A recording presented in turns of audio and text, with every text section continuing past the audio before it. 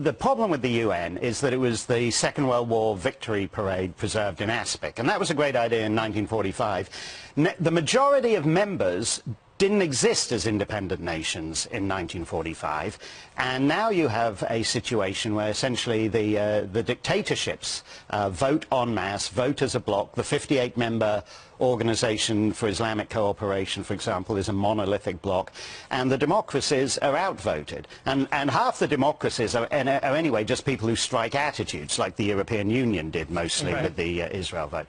And so it's simply not an effective vehicle for America. And America, by the way, just to accentuate the cultural differences, you guys aren't imperialists. So when you found yourself top dog in the world in 1950, instead of having a conventional empire, you set up these multilateral institutions to work through them. And one of the results of that is that you diminish your own voice and you bulk up all these pipsqueak poses. What impact do you think it's going to have? Because the Trump administration is clearly sending a message to the UN. Will it have an impact? Yeah, I think it will. I think if he's serious.